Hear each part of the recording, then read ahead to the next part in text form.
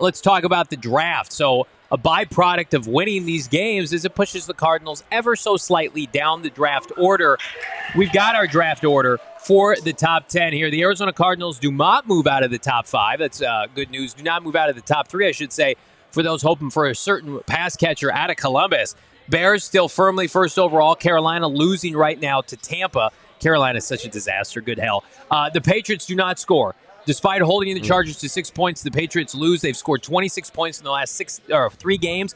They're 0-3. And the Cardinals now join a group of teams without 3 wins. They're the only 3-win team in the NFL. Both the Patriots and the Carolina Panthers at, I think, 1 to 2 wins. And then the Commanders and the Bears, the Giants, etc., all have 4 wins. So the Cardinals enter their bye week with the number 3 pick. So if the Cardinals were to lose out, they would finish no worse than with the 3rd overall pick in the 2024 NFL Draft. And considering the 2 teams in front of them both would need quarterbacks, you would assume, gentlemen, that would lead them to a certain wide receiver named Marvin Harrison Jr.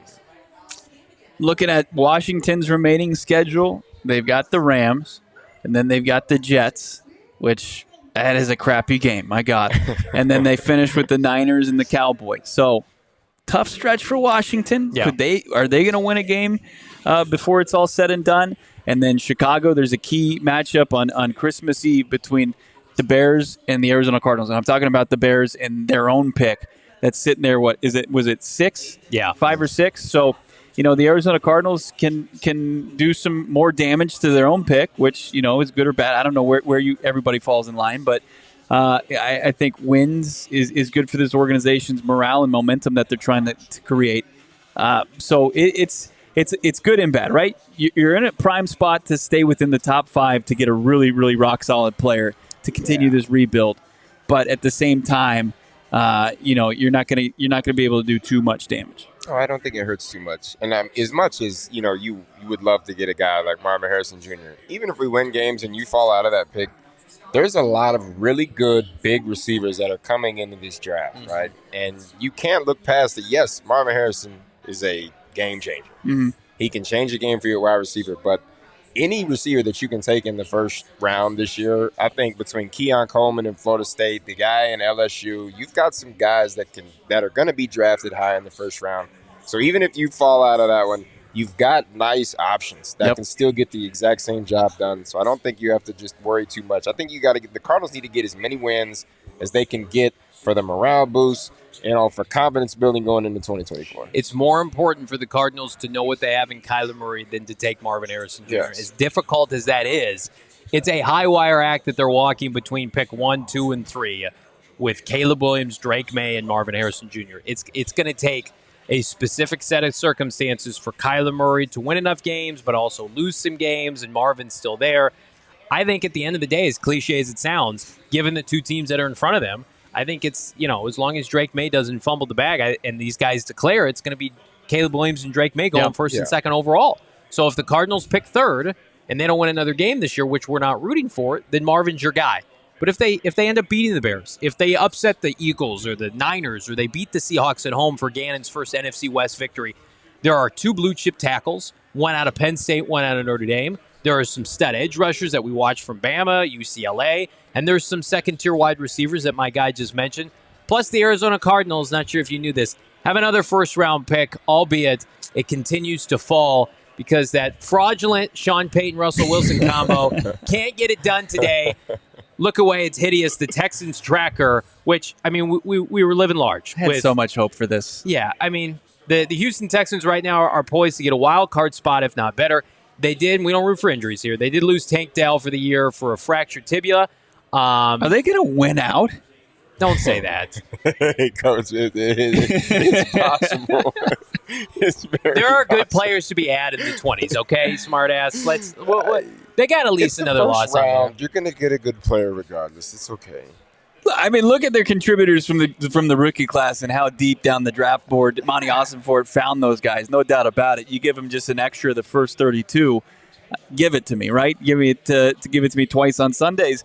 But man, we might have to light that on Jets, fire. Yeah, we love Arizona lottery, but it pains me to see that graphic every week and just see that the C.J. Stroud and crew. But today it was more so what the Broncos didn't do. They had every opportunity to win that football game. Oh man, that's tough. So now, like, you start to look down the draft board, and can you jump back up? But I agree. I mean, you're not gonna the idea to just say, hey, we've accomplished what you need to accomplish right now. You can't say that definitively. You feel pretty good about it, but winning football games is going to tell a lot more about this team that you need to know before the final whistle of the season's blown. Listen, if the Panthers and the Patriots don't win another game, like you're set in that aspect of it.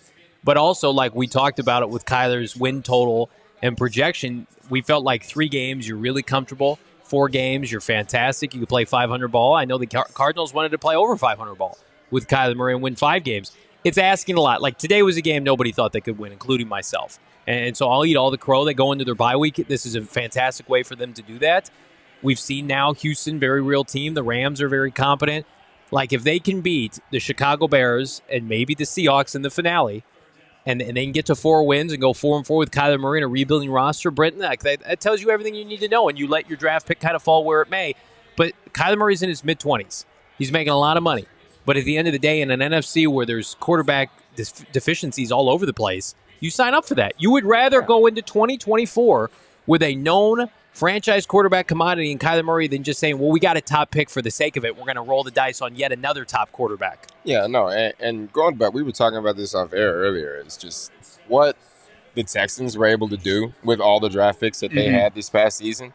Right, you've got to believe that Monty Ossenfort can do the exact same thing. We've got how many picks? 13 this year in the draft or something like that? Like, you're going to have chances to get guys. You're going to be able to find steals later on in the draft. If you can find a way to put that together and bring guys in through the draft and then work through free agency and do the same thing, like you can turn this roster upside down and get playmakers in here to change that season for next year. And we get a little hesitant or a little weary when we see that there's 3 wide receivers on the roster beyond 2023, and it's Rondell Moore and it's Michael Wilson, who's been now missed his 4th game of his rookie year with questions about can he stay healthy after his injury-plagued college career. And then Zach Pascal, who's out after the birth of his child. Congrats to the Pascal family. But like those 3 receivers are it. Look at with Houston being the examples, like they carried over Nico Collins, who was a nice player, and he was developing those first couple of years. And then Tank Dell, which was unfortunate, he pretty much lost for the season today. But he was C.J. Stroud's top target. Tank Dell was not a first rounder. He wasn't even a second rounder, was he? He was a third rounder. He was a third round pick. So you can find talent. And those seem to be the money rounds, 2nd and 3rd rounds, where you can find, top tier playmaking wide receivers. Justin Jefferson went in the 20s. Cardinals will be in good shape. I mean, they've taken plenty of busts that in the top 10 to 15. They're not all created equal, and the Cardinals have a lot of opportunities to maneuver around the first couple drafts or first rounds of the NFL draft here in 2024.